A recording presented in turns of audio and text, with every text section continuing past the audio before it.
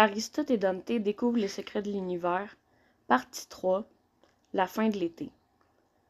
Te souviens-tu de la pluie cet été-là? Il faut laisser tomber tout ce qui veut tomber. Karine Pfizer. Chapitre 1. Je me souviens de la voiture faisant une embardée et de Dante au milieu de la route, avec l'oiseau dans les mains. Je me souviens de la chaussée glissante après la pluie. Je me souviens d'avoir crié « Dante !» Je me suis réveillée dans une chambre d'hôpital. Mes 2 jambes étaient plâtrées. Mon bras gauche aussi. J'avais mal dans tout mon corps et je n'arrêtais pas de me demander « Que s'est-il passé? » J'avais un horrible mal de crâne. Que s'est-il passé? Que s'est-il passé? Même mes doigts me faisaient souffrir. J'avais l'impression qu'on m'avait pris pour un punching ball. Merde. J'ai dû gémir, car soudain mes parents se sont approchés. Ma mère pleurait. « Ne pleure pas, ai-je dit. J'avais la gorge extrêmement sèche. Je n'ai pas reconnu ma voix. On aurait dit celle de quelqu'un d'autre. Elle s'est mordue la lèvre et m'a recoiffé du bout des doigts. Je l'ai regardée. « Ne pleure pas, d'accord? J'avais peur que tu ne te réveilles pas. » Elle a sangloté sur l'épaule de mon père. Une partie de moi commençait à réaliser ce qu'il se passait. L'autre partie aurait aimé être ailleurs. Même si ça n'en avait pas l'air, tout était réel. La douleur l'était. J'ai mal.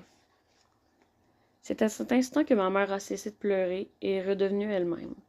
J'en ai été content. Je ne supportais pas de la voir faible, s'effondrer. Je me suis demandé si elle avait ressenti la même chose lorsque mon frère avait été envoyé en prison. Elle m'a tendu ma perfusion. Si tu as très mal, tu peux appuyer sur le bouton toutes les 15 minutes. Qu'est-ce que c'est? De la morphine. Depuis le temps que je veux me droguer. Elle n'a pas relevé ma blague. Je vais chercher l'infirmière. Ma mère était une femme d'action. Pourquoi m'étais-je réveillée? Si j'avais continué à dormir, je n'aurais pas souffert.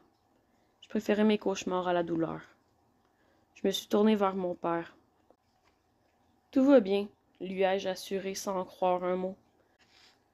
Mon père arborait un sourire grave. Harry, Harry, tu es le garçon le plus courageux au monde. Pas du tout. Si. Je suis le mec qui a peur de ses propres rêves, tu te souviens, papa? J'avais peur de lui demander ce qu'il s'était passé. Ma gorge était sèche et je ne pouvais pas parler. Puis l'image de Dante avec l'oiseau m'est revenue. Je n'arrivais plus à respirer, j'avais peur. J'ai été pris de panique à l'idée que Dante était mort. Mon cœur battait si fort que ça me faisait mal. Dante? J'ai entendu son nom sortir de ma bouche. L'infirmière se tenait juste à côté de moi. Elle avait une jolie voix. Je vais vérifier ta tension. Je l'ai laissé faire. Je m'en fichais. Elle a souri. Ça va la douleur? Ça va. Tu nous as fait drôlement peur, jeune homme. J'aime faire peur aux gens. Ma mère a secoué la tête. J'aime bien la morphine, ai-je dit en fermant les yeux. Et Dante? Il va bien, a répondu ma mère. J'ai ouvert les yeux. J'ai entendu la voix de mon père. Il a eu peur, très peur. Mais il va bien? Oui. Il attendait que tu te réveilles. Mes parents se sont regardés. Ma mère a dit « Il est là ». Dante était vivant. J'ai enfin pu respirer. Et l'oiseau? Mon père s'est penché, m'a serré la main et est sorti de la chambre. Où est parti papa? Il est allé chercher Dante. Il n'a pas bougé depuis 36 heures. 36 heures? On t'a opéré. Opéré? Il fallait réparer tous tes os. Ah. Tu auras des cicatrices. Ok. Après l'opération, tu as été éveillé pendant quelques minutes. Je ne m'en souviens pas. Tu avais mal. Le médecin t'a donné quelque chose et tu t'es endormi. Je ne m'en souviens pas. Le médecin nous avait prévenus. J'ai dit quelque chose? Tu as gémi. Tu cherchais Dante. Il n'a pas voulu partir. Il était tu. Ça m'a fait sourire. Oui, il a toujours le dernier mot. Comme toi. Je t'aime, a-t-elle chuchoté. Tu sais que je t'aime? Elle ne me l'avait pas dit depuis très longtemps. Ça m'a fait du bien. Des larmes ont coulé le long de ses joues, mais elle ne pleurait pas vraiment. Elle m'a tendu un verre d'eau. J'ai bu à la paille. La voiture a roulé sur tes jambes. Ce n'est pas la faute du chauffeur. Elle a hoché la tête. Tu as eu un excellent chirurgien. Toutes les blessures sont sous le genou. Mon Dieu, je ne te laisserai plus jamais sortir de la maison. Fasciste. Elle m'a embrassé. Tu es adorable. Je ne suis pas adorable. Ne discute pas. Ok, je suis adorable. Elle s'est mise à pleurer. Allons, tout va bien. Dante et mon père sont entrés dans la chambre. Nous nous sommes regardés en souriant. Il avait des points de suture au-dessus de l'œil gauche et sa joue était éraflée. Il avait 2 cocards, son bras droit était plâtré. « Salut, a-t-il dit. « Salut. »« On est assortis. »« Je t'ai battu. »« Tu as enfin le dernier mot. »« Oui, enfin. »« Tu as une sale gueule. » Il se tenait tout près de moi. « Toi aussi. »« Tu as l'air fatigué. »« Ouais. »« Je suis content que tu te sois réveillé. »« Oui, mais j'ai moins mal quand je dors. » Tu m'as sauvé la vie, Harry. Depuis le temps que je rêve d'être ton héros. Ne plaisante pas, Harry. Tu as failli te faire tuer. Je ne l'ai pas fait exprès. Il s'est mis à pleurer. Dante et ses larmes. Tu m'as poussé et tu m'as sauvé la vie. On dirait que je t'ai aussi passé à tabac. Ça me donne du charme. La faute à ce fichu oiseau. Les oiseaux et moi, c'est terminé. Mais non. Il a explosé en sanglots. Ça suffit. Ma mère pleure, tu pleures, et mon père n'en est pas loin. J'ai des règles. Interdiction de pleurer. Ok, plus de larmes. Les garçons ne pleurent pas. Les garçons ne pleurent pas. Et les larmes me fatiguent. Dante a ri. Puis il est redevenu sérieux. Tu t'es jeté sur moi. Tout s'est passé si vite, mais tu savais quoi faire. Tu aurais pu te faire tuer. Je regardais les larmes rouler sur son visage. Tout ça parce que je suis un idiot qui essaie de sauver un con d'oiseau au milieu de la route.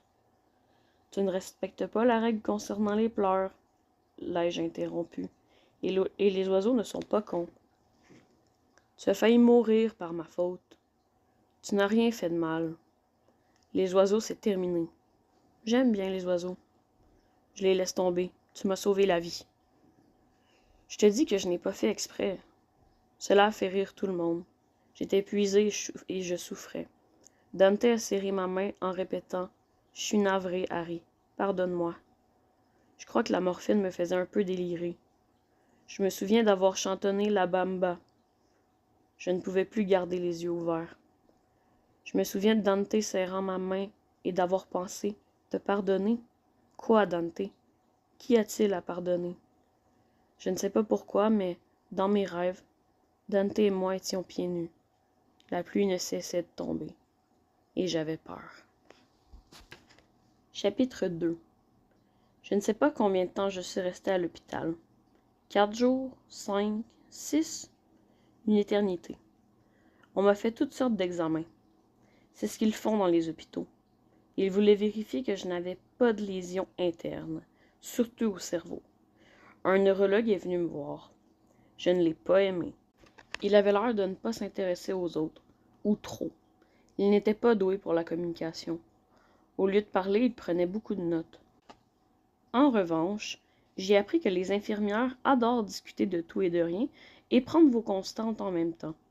Elles vous donnent un somnifère, puis vous réveillent la nuit. Merde, je voulais dormir, me réveiller et découvrir que mes plâtres avaient disparu. Je me souviens que ma chambre était pleine de fleurs envoyées par les amis de ma mère, par les parents de Dante, mes sœurs, les voisins.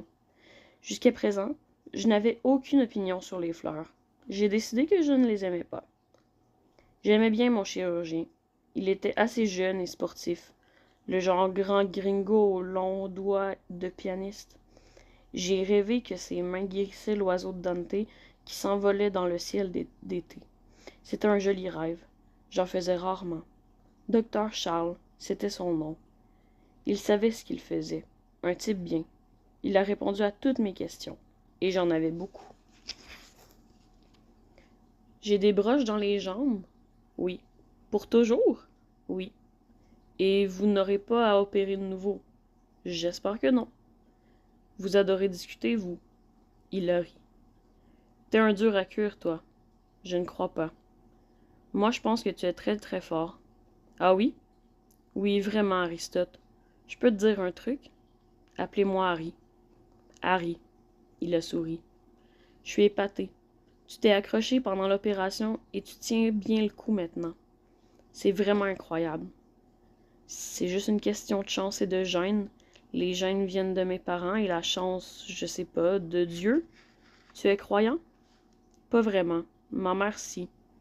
Oui, en général, Dieu et les mères s'entendent bien. Ouais. Quand est-ce que je me sentirai mieux? Rapidement. C'est-à-dire? Ça va me faire mal et me démanger pendant 8 semaines? Ça va aller de mieux en mieux. Bien sûr. Et comment ça se fait que mes plâtres soient au-dessus du genou alors que mes jambes sont cassées sous le genou? Je veux que tu restes immobile pendant 2 ou 3 semaines. Il ne faut pas que tu plies les genoux. Tu pourrais te blesser. Je les connais, les durs à cuire. Ils ont tendance à repousser leurs limites. Je changerai tes plâtres dans environ 3 semaines. Ce n'est pas grand-chose. Merde, c'est l'été. Après, tu feras de la rééducation. J'ai inspiré profondément. Merde, et celui-là? Ai-je demandé en désignant mon bras plâtré. Je commençais à désespérer. La fracture n'est pas si terrible. Je t'enlèverai le plâtre dans 1 mois. 1 mois? Merde. Tu aimes beaucoup ce mot, n'est-ce pas? Je préférerais en employer d'autres. Il a souri. Merde, ça me va très bien. J'avais envie de pleurer. J'étais furieux et énervé, et je savais qu'il allait me dire de prendre mon mal en patience. Il faut être patient. Tu seras bientôt comme neuf. Tu es jeune et fort. Tu vas gentiment te remettre. Gentiment, patient. Merde. Il a vérifié la sensibilité de mes orteils, m'a fait inspirer et expirer, puis suivre son doigt des yeux.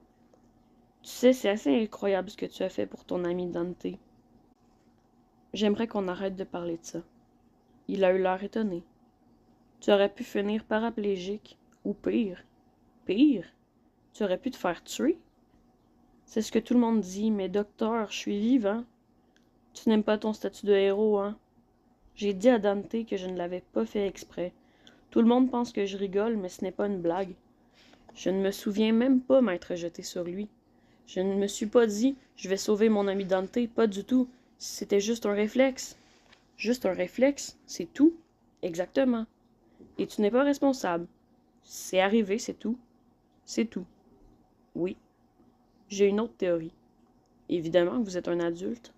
Il a ri. Qu'est-ce que tu as contre les adultes? Ils ont trop d'avis sur nous ou sur ce que nous devrions être. Écoute, je sais que tu ne te trouves ni fort ni courageux. Je suis un mec comme les autres. C'est comme ça que tu te vois. Mais tu as poussé ton ami afin qu'il ne se fasse pas écraser par une voiture. C'est ce que tu as fait, Harry, sans penser à toi, parce que tu es comme ça. Tu devrais y réfléchir.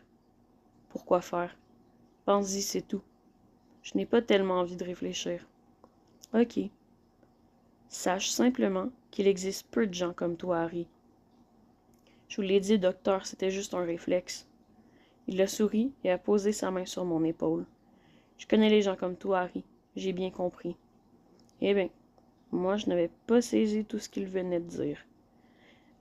Juste après ma conversation avec le docteur Charles, les parents de Dante sont venus me rendre visite. Monsieur Quintana m'a embrassé sur la joue. Pour lui, c'était normal. Ça m'a mis mal à l'aise. Je n'étais pas habituée à ce genre de démonstration d'affection. Il n'arrêtait pas de me remercier. C'était trop, mais je savais combien il aimait Dante. Il était heureux, et j'étais heureux qu'il le soit. J'avais envie de changer de sujet, mais je n'avais pas grand-chose à dire. Je me sentais hyper mal. Pourtant, j'arrivais à parler, alors que j'avais des difficultés à me concentrer. J'ai demandé. Alors, vous partez 1 an à Chicago? Oui, Dante ne m'a pas encore pardonné. J'ai eu un regard interrogateur. Il est furieux de ne pas avoir été consulté. Ça m'a fait sourire. Il ne veut pas manquer la natation pendant 1 an. Selon lui, il pourrait vivre chez toi. Cela m'a surpris. Dante avait plus de secrets que je ne le pensais. J'ai fermé les yeux. Tu vas bien, Harry? Parfois les démangeaisons me rendent dingue, alors je ferme les yeux. Il me regardait avec bienveillance. Quoi qu'il en soit, ça fait du bien de parler. Ça me permet de penser à autre chose. J'ai ouvert les yeux. Donc, Dante est en colère. Il est hors de question qu'il reste seul ici pendant 1 an. J'imaginais Dante levant les yeux au ciel. Dante est obstiné. J'ai entendu la voix de Madame Quintana. Il tient ça de moi. J'ai souri. Je savais que c'était vrai. Tu sais ce que je pense, a-t-elle repris. Je pense que tu vas beaucoup lui manquer et que c'est la raison pour laquelle il ne veut pas partir. Lui aussi, il va me manquer. J'ai regretté mes paroles, même si c'était la vérité. Son père s'est tourné vers moi. Dante n'a pas beaucoup d'amis. Mais tout le monde l'aime bien. C'est le cas, mais il a toujours été assez solitaire. Il m'a souri. Comme toi. Peut-être, ai-je admis. Tu sais, tu es le meilleur ami qu'il ait jamais eu. Je ne voulais pas le savoir. Même si je ne savais pas pourquoi, je ne le souhaitais pas. Monsieur Quintana était un homme bon. Il me parlait, à moi, Harry. Je ne tenais pas particulièrement à avoir cette conversation, mais je ne voulais pas les froisser. Vous savez, je suis plutôt ennuyeux comme mec. Je ne sais pas ce que Dante me trouve. Je n'en croyais pas mes oreilles. J'avais vraiment dit ça? Madame Quintana s'est rapprochée. Pourquoi te trouves-tu ennuyeux, Harry? Bon sang, ai-je pensé. La thérapeute vient de faire son entrée. J'ai haussé les épaules et fermé les yeux. Je savais que quand je les rouvrirais, ils seraient toujours là. Pourquoi nos parents ne nous foutaient pas la paix, à Dante et à moi? J'ai décidé de rouvrir les yeux. Je pensais que M. Quintana dirait autre chose, mais il s'est tu. Peut-être avait-il senti que j'en avais assez. Nous avons parlé de Chicago. M. Quintana m'a expliqué que l'université leur avait trouvé un petit appartement. Madame Quintana prenait un congé sabbatique de 8 mois. Il ne partait pas vraiment 1 an, juste l'année scolaire. Je ne me souviens pas de tout ce que les Quintana ont dit. Ils faisaient de leur mieux.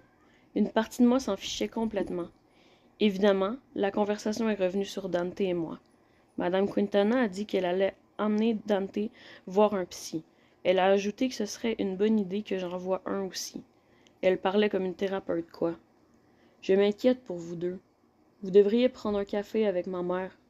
Vous pourriez vous inquiéter ensemble. M. Quintana a trouvé ça drôle, même si je n'avais pas cherché à faire de l'humour. Madame Quintana m'a souri. Aristote Mendoza, tu n'es absolument pas ennuyeux. Au bout d'un moment, j'étais trop fatigué pour me concentrer. Quand M. Quintana m'a dit au revoir, je n'ai pas pu supporter la gratitude dans son regard. Quant à Madame Quintana, elle a pris mon visage dans ses mains, m'a regardé droit dans les yeux et a chuchoté. Aristote Mendoza, je t'aimerai toujours. Sa voix était douce et posée. Il n'y avait aucune larme dans ses yeux. Dante avait raison. Elle était insondable. Chapitre 3. J'ai reçu un appel de Dante. Désolé de ne pas être venu te voir. C'est rien. Je ne suis pas d'humeur à parler de toute façon. Moi non plus. Mes parents t'ont fatigué? Non, ils sont gentils. Ma mère dit que je vais devoir aller chez un psy. Oui, elle en a parlé. Tu vas aller en voir un, toi? Ah non, je ne vais nulle part. Ma mère a parlé avec la tienne. Ça ne m'étonne pas. Alors tu vas aller voir un psy? Quand ma mère pense que c'est une bonne idée, il n'y a pas d'échappatoire possible. Mieux vaut abdiquer. J'ai ri. J'avais envie de lui demander ce qu'il allait dire au psy, tout en ne voulant pas vraiment le savoir. Comment va ton visage? J'aime bien le regarder en détail. T'es vraiment bizarre. Finalement, c'est bien que tu vois un psy. J'aimais l'entendre rire. C'était comme un retour à la normale. Une partie de moi pensait pourtant que plus rien ne serait comme avant. Tu souffres encore beaucoup, Harry? Je ne sais pas. Je n'arrive pas à penser à autre chose qu'à mes jambes. Je rêve d'arracher mes plâtres. C'est entièrement de ma faute. Je détestais l'inflexion de sa voix. Écoute, on peut instaurer des règles. Encore des règles? Comme celle qui interdit de pleurer? Oui. On t'a retiré ta morphine? Oui. Tu es juste de mauvaise humeur. Ça n'a rien à voir avec mon humeur. Je te parle de règles. Tu adores ça, non? Je déteste les règles. Ce que j'aime, c'est les briser. Non, Dante. Tu aimes créer tes propres règles. Tu n'aimes que tes règles. Depuis quand tu m'analyses? Tu vois, tu n'as pas besoin de psy. Tu m'as, moi. J'en parlerai à ma mère. Bon, Dante. Règle numéro 1. Nous ne parlerons jamais de l'accident. Jamais. Règle numéro 2. Arrête de me remercier. Règle numéro 3. Ce n'est pas ta faute. Règle numéro 4. Passons à autre chose. Je ne suis pas sûre d'aimer tes règles, Harry. Parle-en avec ton psy, mais c'est comme ça. Tu as l'air en colère. Je ne suis pas en colère. Dante réfléchissait. Il sentait que j'étais sérieux. Ok, nous ne parlerons jamais de l'accident. C'est idiot, mais ok. Mais je peux dire une dernière fois que je suis désolée, et aussi merci. Tu viens de le faire. C'est fini, ok? Est-ce que tu lèves les yeux au ciel? Oui. Ok, j'arrête. Cet après-midi-là, il a pris le bus pour venir me voir. Il n'avait pas l'air en grande forme. Il essayait de faire comme si ça ne lui faisait rien de me voir comme ça. N'aie pas pitié de moi, le docteur a dit que j'allais gentiment guérir. Gentiment. C'est exactement ce qu'il a dit.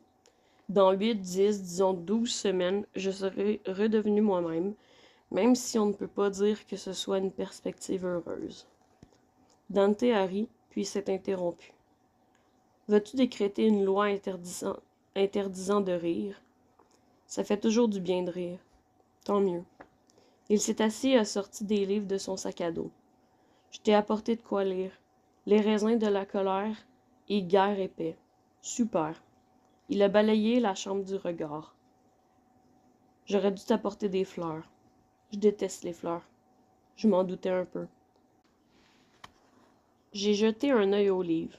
Ils sont ultra longs. C'est l'idée. Faut dire que j'ai du temps. Tu les as lus? Évidemment. Évidemment. Il a posé les livres sur la table de nuit, puis a sorti son carnet de croquis. Tu vas me dessiner dans le plâtre? Non. Je me suis dit que tu voudrais voir mes dessins. Ok. Ça a l'air de te mettre en joie. Ce n'est pas ça. C'est la douleur qui va et vient. Tu as mal, là? Oui. Tu prends des trucs? J'essaie d'éviter. Je n'aime pas l'état dans lequel ça me met. J'ai appuyé sur le bouton du lit pour m'asseoir. J'avais envie de hurler. Dante m'a tendu son carnet. Je l'ai ouvert. Tu regarderas après mon départ. Je l'ai interrogé du regard. Moi aussi j'ai des règles. J'ai éclaté de rire. Au moins pendant que je riais, je ne pensais pas à la drôle de sensation que j'avais dans les jambes. Parle-moi des passagers du bus. Il a souri. Il y avait un type qui m'a parlé des extraterrestres de Roswell. Il m'a raconté que... Je n'ai pas écouté l'histoire. Cela me suffisait d'entendre sa voix. C'était comme écouter une chanson. Je n'arrêtais pas de penser à l'oiseau aux ailes cassées. Personne ne m'avait dit ce qu'il était advenu de lui, et je ne pouvais pas le demander sans briser ma propre règle. Dante a continué son histoire d'extraterrestre. Je me suis mis à penser que je le détestais. Quand il est enfin parti, j'ai fixé son carnet de croquis. Il n'avait jamais montré ses dessins à quiconque. Il me les confiait à moi, Harry. Il ne me les montrait que par reconnaissance. J'avais toute cette gratitude en horreur. Dante pensait qu'il me devait quelque chose. J'ai jeté le carnet à l'autre bout de la chambre. Chapitre 4. Ma mère est entrée dans la chambre juste au moment où le carnet de croquis heurtait le mur. Tu veux bien me dire ce qu'il se passe? J'ai fait non de la tête. Ma mère a ramassé le carnet et s'est assise. Elle s'apprêtait à l'ouvrir. Ne fais pas ça. Quoi? Ne l'ouvre pas. Pourquoi? Dante n'aime pas qu'on regarde ses dessins. Toi seul en as le droit? Je crois. Alors pourquoi l'as-tu jeté contre le mur? Je sais pas. Harry, je sais que tu ne veux pas en parler, mais je pense que... Je ne veux pas savoir ce que tu penses, maman. Ce n'est pas bon de tout garder pour soi. Je sais que c'est difficile, et les prochains mois le seront encore plus. Tout garder pour toi ne t'aidera pas à guérir. Eh bien, peut-être que tu devrais m'envoyer chez un psy. Pas de sarcasme, je te prie. Je ne crois pas que voir un psy soit une si mauvaise idée. Madame Quintana et toi passez des accords en catimini? J'ai fermé les yeux, puis je les ai réouverts. Maman, faisons un deal. Je sentais la colère monter. Tu me parles de mon frère et je te parle de ce que je ressens. Elle a paru surprise et blessée, et furieuse. Ton frère n'a rien à voir là-dedans. Tu crois que papa et toi êtes les seuls à pouvoir garder des choses en vous? Papa garde toute une guerre en lui. Moi aussi, je peux le faire. Ça n'a aucun rapport. Je ne vois pas les choses comme ça. Va donc voir un psy.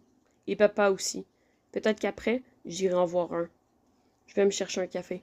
Prends ton temps. J'ai fermé les yeux. C'était mon nouveau truc. Fermer les yeux et m'isoler du monde. Chapitre 5. Mon père est venu me voir tous les soirs. J'aurais préféré qu'il reste à la maison. Il essayait de me parler, mais ça ne marchait pas. Il restait assis là, ça me rendait dingue. J'ai eu une idée. Dante m'a laissé 2 livres. Lequel veux-tu lire? Je lirai l'autre. Il a choisi Guerre et paix. Les raisins de la colère me convenaient. Ce n'était pas si mal de lire ensemble, dans ma chambre d'hôpital. Mes jambes me démangeaient horriblement. Lire m'aidait. Parfois, je sentais le regard de mon père sur moi. Il m'a demandé si je faisais encore des cauchemars. Oui, maintenant je cherche mes jambes. Tu les retrouveras. Ma mère n'a jamais évoqué notre conversation au sujet de mon frère. Elle a fait comme s'il ne s'était rien passé. Je ne savais pas quoi en penser. L'aspect positif, c'était qu'elle ne me poussait plus à parler. Elle passait son temps à l'hôpital, à s'assurer que j'étais confortablement installée. Évidemment que non. Qui se sentirait bien avec 2 jambes dans le plâtre? J'avais besoin d'aide pour tout faire. Sans parler des bassins hygiéniques et des balades en fauteuil roulant, mon nouveau meilleur ami. Ma mère me rendait fou. Maman, arrête de faire les 100 pas. Je vais être obligée de dire le mot qui commence par un P. Je te jure. Ne t'avise pas de prononcer ce mot devant moi. Si tu n'arrêtes pas, je le dis. À quoi tu joues? Ce n'est pas un jeu, maman. J'étais désespérée. Quand mes jambes ne me font pas mal, elles me démangent. On m'a retiré la morphine. Ma mère m'a interrompue. Ce qui est une bonne chose. Oui, ok, maman. Tu ne veux pas que je devienne un drogué. Mais merde, tout ce que je veux, c'est qu'on me fiche la paix. À la suite de cet échange, elle m'a laissé respirer. Dante n'est jamais revenu me voir. Il appelait 2 fois par jour pour faire coucou. Il avait attrapé la grippe. Le pauvre, il avait l'air mal en point. Un jour, il a téléphoné et a déclaré « J'ai quelque chose à te dire, Harry. » Quoi? Peu importe, ça ne fait rien. Je me suis dit que cela devait être important. Bon, ai-je lâché. J'aimerais tellement qu'on retourne à la piscine. Moi aussi. J'étais heureux qu'il ait appelé, mais aussi qu'il ne puisse pas venir me voir. Je ne sais pas pourquoi. Je n'arrêtais pas de me répéter qu'à présent, la vie serait différente. Je me demandais ce que ça m'aurait fait de perdre mes jambes. En un sens, je les avais perdues. Pas pour toujours, pour un moment. J'ai essayé de marcher avec des béquilles, mais vraiment, avec 2 jambes et un bras dans le plâtre, c'était impossible. Les infirmières et ma mère m'avaient prévenu, mais je voulais me faire mon idée. Tout était difficile, voire humiliant. Je ne pouvais ni prendre de douche, ni utiliser mes 2 mains. Seuls mes doigts fonctionnaient. Je me suis entraînée à piloter un fauteuil roulant que j'ai baptisé Fidèle. Le docteur Charles est venu me rendre une dernière visite. Tu as réfléchi à ce que je t'ai dit? Ouais. Et? Je pense que vous avez bien fait de devenir chirurgien. Vous auriez été un mauvais thérapeute. Tu fais toujours le malin? Toujours. Eh bien, que dirais-tu d'aller faire le malin chez toi? J'ai eu envie de le serrer dans mes bras. J'étais heureux. Ça a duré environ 10 secondes. Et puis j'ai commencé à angoisser. J'ai fait la morale à ma mère. À la maison, tu n'auras pas le droit de me coller. Ça suffit toutes ces règles, Harry. Interdit de me coller, c'est tout. Tu vas avoir besoin d'aide. Et aussi qu'on me laisse tranquille. Elle a souri. Big Brother te regarde. Même quand je voulais haïr ma mère, je l'aimais. Était-ce vraiment normal pour un ado de 15 ans d'aimer sa mère? Peut-être. Peut-être pas. Je me suis allongée sur la banquette arrière de la voiture. Heureusement que mon père était fort, car ça n'a pas été facile de me faire entrer. Tout était difficile et mes parents avaient peur de me faire mal. Dans la voiture, personne n'a prononcé le moindre mot. Par la vitre, j'ai observé les oiseaux. Je voulais fermer les yeux et me laisser engloutir par le silence. Chapitre 6. Le lendemain de mon retour à la maison, ma mère m'a lavé la tête. « Tu as de si beaux cheveux. Je crois que je vais les laisser pousser. » Comme si j'avais le choix. Une visite chez le coiffeur aurait été un vrai cauchemar. Elle m'a fait ma toilette à l'éponge. J'ai fermé les yeux et je n'ai pas bougé. Elle m'a rasé. Lorsqu'elle est sortie de ma chambre, j'ai éclaté en sanglots. Je n'avais jamais été si malheureuse, jamais. Je sais que ma mère m'a entendu, mais elle a eu la décence de me laisser pleurer seule. J'ai passé la journée à regarder par la fenêtre. Je me suis aussi entraînée à manœuvrer le fauteuil roulant dans la maison. Ma mère passait son temps à réorganiser l'espace pour que ce soit plus facile. Nous nous sourions beaucoup. Tu peux regarder la télévision si tu veux. Ça tue le cerveau. J'ai un livre. Il te plaît? Ouais. Il est un peu triste. On dirait bien que les Mexicains ne sont pas les seuls pauvres dans le monde. Mes sœurs sont venues dîner. Mes nièces et mes neveux ont signé sur mes plâtres. Je crois que j'ai beaucoup souri. Tout le monde riait et parlait, et tout paraissait normal. J'étais content pour mes parents, car je crois que je rendais la maison triste. Lorsque mes sœurs sont parties, j'ai demandé à mon père si l'on pouvait s'asseoir sur la terrasse. Moi fidèle, mes parents sur des rocking chairs. Nous avons bu du café. Mes parents se tenaient par la main. Je me demandais ce que ça faisait de tenir quelqu'un par la main. Je parie qu'on trouve tous les mystères de l'univers dans la main de quelqu'un. Chapitre 7. C'était un été pluvieux. Chaque après-midi, les nuages se rassemblaient comme une volée de corbeaux et il pleuvait. Je suis tombé amoureux du tonnerre. Après avoir lu Les raisins de la colère et Guerre et paix, j'ai pris la décision de lire Hemingway. Mon père a décidé de lire tout ce que je lirais. Peut-être était-ce notre façon de nous parler. Dante venait tous les jours. Il ne m'a jamais demandé ce que je pensais de ses dessins. J'avais mis le carnet à croquis sous mon lit et refusé de le regarder. Je crois que c'était ma façon de punir Dante. Il m'avait donné une partie de lui qu'il n'avait jamais donnée à quelqu'un d'autre, et je ne m'étais pas donné la peine d'y jeter un coup d'œil. Pourquoi?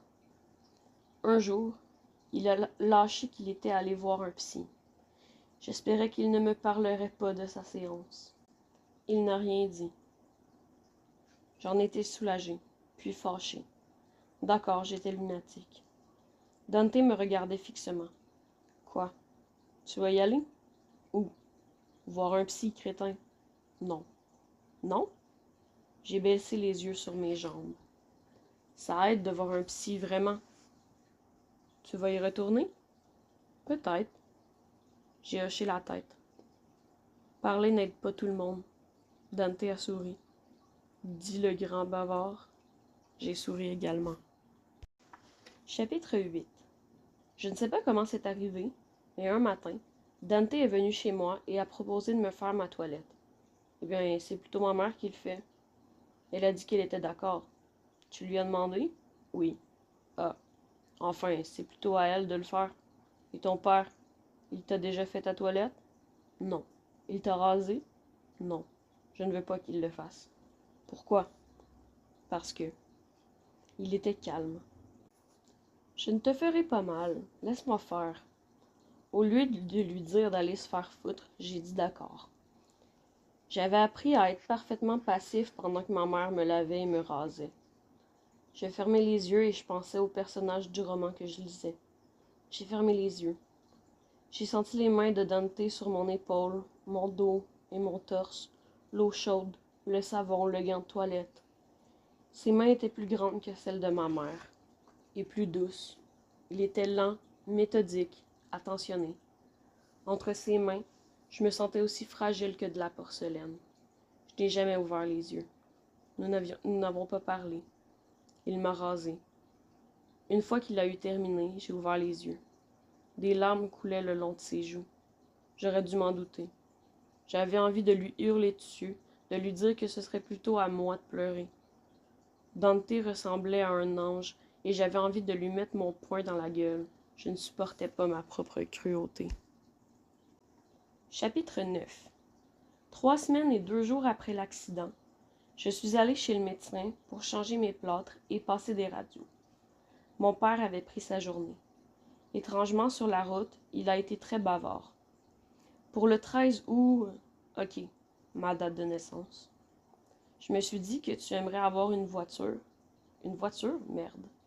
Ouais, mais je ne sais pas conduire. Tu peux apprendre? Tu as dit que tu ne voulais pas que je conduise. Je n'ai jamais dit ça. Tu me confonds avec ta mère. Depuis la banquette arrière, je ne pouvais pas voir le visage de ma mère. Et qu'en pense-t-elle? Tu veux dire ta mère la fasciste? Oui, elle. Nous avons tous pouffé de rire. Alors, qu'en dis-tu, Harry? Mon père avait l'air d'un enfant. J'aimerais bien, tu sais, une de ces voitures de course. Ma mère a réagi dans la seconde. Moi vivante, jamais. J'ai eu un fou rire pendant au moins 5 minutes. Mon père aussi. Ok, sérieusement? Sérieusement. J'aimerais avoir un vieux pick-up. Mes parents ont échangé un regard. Ça, c'est possible, a dit ma mère. J'ai juste 2 questions. La première, est-ce que vous m'achetez une voiture parce que vous avez pitié de moi? Ma mère m'avait vu venir. Non, tu ne seras invalide que pendant les 4 prochaines semaines. Puis tu auras de la rééducation et tu seras à nouveau sur pied, et tu redeviendras un emmerdeur. Ma mère n'utilisait jamais de gros mots. Elle ne plaisantait pas avec ça. Quelle est ta deuxième question? Lequel de vous deux va me donner des cours de conduite? Ils répondirent moi en chœur. Chapitre 10. Je ne supportais pas l'atmosphère confinée de la maison. Je ne me sentais plus chez moi, mais comme un invité non désiré. J'avais horreur qu'on m'aide tout le temps et que mes parents soient si patients avec moi. Ils ne faisaient rien de mal, ils voulaient simplement m'aider, mais je les haïssais. Et j'haïssais Dante aussi. Et je me détestais de les détester. Un vrai cercle vicieux. Mon petit univers de haine. J'avais l'impression que rien n'irait jamais mieux. Mais ma vie s'est améliorée avec mes nouveaux plâtres. J'ai pu plier les genoux. Je n'ai utilisé Fidèle qu'une semaine de plus. Puis on m'a retiré le plâtre de mon bras et j'ai pu utiliser des béquilles. Mon père a rangé Fidèle à la cave. En retrouvant l'usage de mes mains, j'ai enfin pu me laver seule. Dans mon journal, j'ai écrit « J'ai pris une douche !» J'étais presque heureux. Moi, Harry, presque heureux. « Ton sourire est de retour !» a dit Dante. Les sourires vont et viennent. Le kinésithérapeute m'avait donné des exercices à faire pour mon bras. Un jour, je me suis réveillée et je me suis regardée dans le miroir de la salle de bain. Qui es-tu? Dans la cuisine, ma mère buvait un café en revoyant ses cours pour la nouvelle année scolaire. Tu planifies ton avenir, maman? J'aime être préparée. Je me suis assis en face d'elle. Tu es une bonne chef scout. Ça t'énerve, n'est-ce pas? Pourquoi dis-tu ça? Tu as détesté aller chez les scouts. Papa m'y a obligé. Tu es prêt à retourner à l'école? J'ai levé mes béquilles. Carrément. Je vais porter des shirts tous les jours. Elle m'a versé une tasse de café et m'a recoiffée. Tu veux te faire couper les cheveux? Non, j'aime bien comme ça. Elle a souri. Moi aussi. Nous avons bu notre café en silence. Je la regardais lire ses dossiers. Dans la lumière du matin, elle avait l'air jeune. Elle était belle. Je l'enviais. Elle avait toujours su qui elle était. J'aurais voulu lui demander « Maman, quand saurai-je qui je suis? » Mes béquilles et moi sommes retournés dans ma chambre où j'ai pris mon journal. Depuis quelque temps, j'avais évité d'écrire, de peur que ma rage ne s'étale sur ces pages. Je ne voulais pas voir cette douleur. Ce jour-là, j'ai écrit. L'école reprend dans 5 jours. Avant-dernière année de lycée. Je devrais y aller avec mes béquilles. Tout le monde va les remarquer. Merde. Je me vois au volant d'un pick-up, roulant dans le désert. Personne à l'horizon. Je me vois allongé à l'arrière, admirant les étoiles, sans pollution lumineuse. La rééducation va bientôt commencer. Le docteur dit que la natation me fera du bien. Nager me fera penser à Dante. Merde. Quand j'irai mieux, je me mettrai à la musculation. Papa a entreposé ses poids à la cave. Dante part dans une semaine. Je suis content. J'ai besoin d'une pause. Je n'en peux plus qu'il vienne me voir tous les jours juste parce qu'il a mauvaise conscience. Je ne sais pas si nous resterons amis. Je veux un chien. Je veux le promener chaque jour. Je ne sais pas qui je suis. Ce que je veux vraiment pour mon anniversaire, qu'on me parle de mon frère et voir accrocher sa photo sur l'un des murs de la maison. J'avais espéré que cet été, je découvrirais le monde qui, selon mes parents, m'appartenait. Ce monde n'existe pas. Ce soir-là, Dante est venu me voir. Nous nous sommes assis côte à côte sur les marches de la terrasse. Il a étiré son bras, celui qui avait été cassé pendant l'accident. J'ai étiré mon bras, celui qui avait été cassé pendant l'accident. Nous avons souri. Quand quelque chose est cassé, on peut le réparer. Il s'est étiré encore une fois. Comme neuf. Peut-être pas comme neuf, ai-je précisé, mais très bien. Son visage avait cicatrisé. Il était à nouveau parfait. Aujourd'hui, je suis allée nager. Comment c'était? J'aime la natation. Je sais. J'aime la natation, a répété Dante. Il s'est tu pendant un moment, puis il a dit « J'aime la natation et... toi. » Je n'ai rien répondu. La natation et toi, Harry. Voilà ce que j'aime vraiment. Tu ne devrais pas dire ça. Mais c'est vrai. Je n'ai pas dit le contraire. Mais tu ne devrais pas le dire. Pourquoi? Dante, je ne... Pas besoin d'en dire plus. Je sais que nous sommes différents. Oui, nous sommes différents. J'avais compris ce qu'il venait de dire, et j'aurais tellement aimé qu'il soit quelqu'un d'autre. Quelqu'un qui n'aurait pas besoin de tout dire tout haut. J'ai simplement hoché la tête. Tu me détestes? Depuis l'accident, j'en voulais à tout le monde. Dante, mes parents, moi-même. Mais à cet instant, je savais que je ne détestais pas vraiment les autres. Je ne haïssais pas Dante, pas du tout. Je ne savais pas comment être son ami, ou celui de quiconque. Mais cela ne signifiait pas que je le haïssais. Non, Dante, je ne te déteste pas. Nous sommes restés assis là, sans rien dire. Nous serons encore amis quand je reviendrai de Chicago? Oui. Vraiment? Oui. Promis? J'ai scruté son visage parfait. Promis. Il a souri. Il ne pleurait pas. Chapitre 11. La veille de leur départ pour Chicago, Dante et ses parents sont venus à la maison. Nos mères ont cuisiné ensemble. Je n'étais pas surpris qu'elles s'entendent si bien. En un sens, elles se ressemblaient beaucoup. Par contre, j'ai été étonnée de voir combien mon père et M. Quintana sympathisaient. Ils buvaient des bières en parlant de politique dans le salon. Assis sur la terrasse, Dante et moi ne savions pas quoi nous dire. Puis, pendant que je jouais avec mes béquilles, une idée m'est venue. « Ton carnet de croquis est sous mon lit. Tu veux bien aller me le chercher? » Dante a hésité. Puis il a disparu dans la maison. Quelques instants plus tard, il en est ressorti et m'a tendu le carnet. « J'ai un aveu à te faire, » ai-je murmuré. « Quoi? » « Je ne l'ai jamais ouvert. » Il n'a rien dit. « Tu veux bien qu'on le regarde ensemble? » Il n'a pas répondu. J'ai ouvert le carnet. Le premier dessin était un autoportrait de lui en train de lire. Le deuxième montrait son père en plein travail. Puis un autre autoportrait, juste son visage. « Tu as l'air triste sur celui-ci. » Je devais être triste ce jour-là. « Tu es triste, là? » Il n'a pas répondu. J'ai feuilleté le carnet jusqu'à un portrait de moi. Il y avait 5 ou 6 dessins exécutés le jour de ma visite à l'hôpital. Je les ai étudiés avec attention. Ils étaient à la fois précis et spontanés. Ils sont sincères. Sincères? Sincère et vrai. Un jour, tu seras un grand artiste. Un jour. Tu n'es pas obligé de garder le carnet, tu sais. Tu me l'as donné, il m'appartient. Ça a été tout. Ce soir-là, nous ne nous sommes pas vraiment dit au revoir. Monsieur Quintana m'a embrassé sur la joue. C'était son truc.